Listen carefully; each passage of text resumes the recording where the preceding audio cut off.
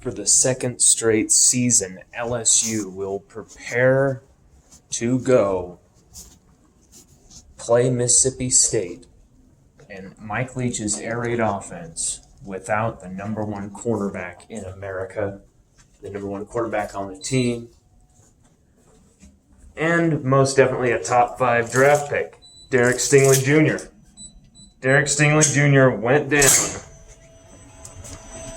in practice with what is rumored to be an ankle injury. I have sources telling me it's an ankle injury. It's symptomatic of and closely related to the same injury he suffered last year against Missouri.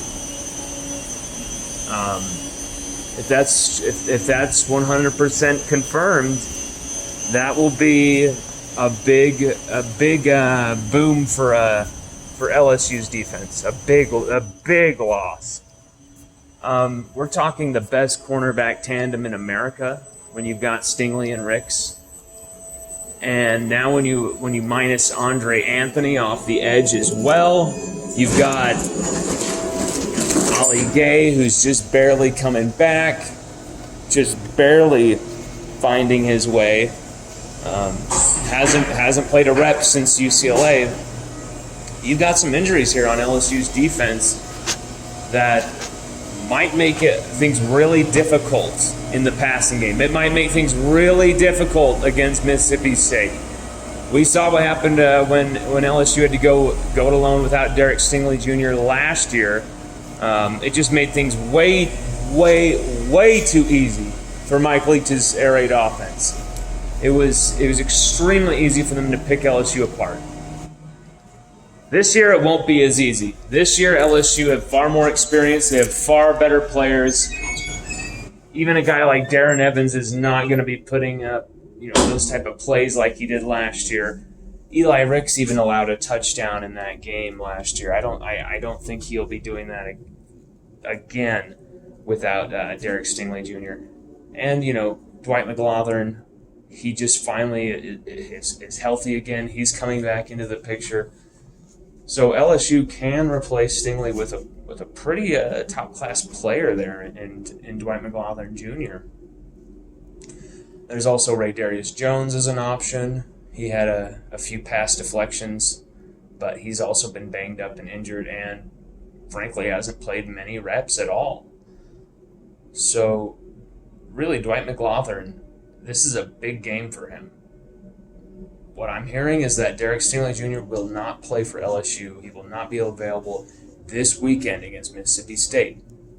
Does that catapult Sage Ryan into the nickel position? Does that make Jay Ward switch back to corner?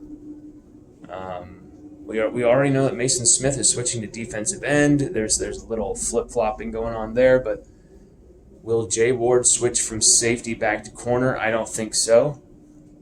It is an option, though, if we're extremely desperate, but we need Jay Ward at safety, actually. So, you've got some things going on here that are pretty difficult for Durante Jones to kind of navigate through, and one of them will be the absence of the best corner in America, because really, not only does he take off half the field, but with Eli Ricks on the other side, it's basically you force the opposition to attack over the middle. You force the opposition to attack underneath. And usually LSU has actually done really bad against this, but I believe with this defense finally getting some experience together, some cohesion together, 2 games in a row where they actually played lights out, or for the most part, now we're going to see even more of that cohesion broken up. I really wanted to see how this defense could be with Stingley and Ricks both out there. And it's starting to really become a damn shame that 2 of the best corners to ever play at LSU, who are not only on the same team at the same time, but are really close friends and are both producing unbelievable highlight plays, we rarely have been able to see both of them on the field at the same time together. That's a damn shame. That just, to me, that's I hope everything I'm hearing about Derek Stingley's injury is wrong, and I hope he is not even hurt. But from what I've heard, it is almost a near Liz Frank injury, or it could be a Liz Frank injury pending a scan, and that does not sound good. That sounds like it could be a 6-week plus recovery time, and 6 weeks plus recovery time, it might as well just be Derek Stingley Jr. opts out for the season. I think if that happened, he would probably opt out and take everything for towards the NFL draft and preparations there. But there's still some hope. There's still some hope that it's just an overblown rumor. Some people getting a little crazy, wanting some fire. I hope we see Derek Stingley Jr. not only on Saturday. I hope we see him every week this fall.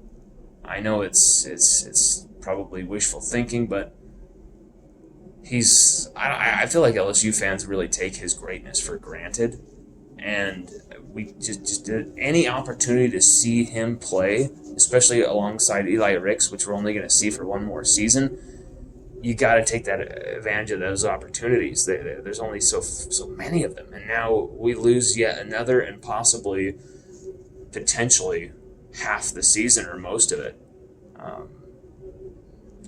We'll see what direction this goes, but I'm hearing it's an ankle injury, and that we're looking at 3 weeks to 6 weeks out.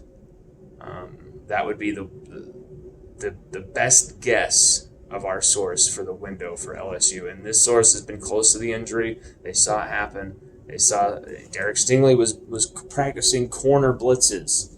They were practicing corner blitzes during practice, and Derek went down and had to be helped off the field. So yeah, that's what we heard. But just want to make sure you are aware of that number 7 might not be ready for Mississippi State.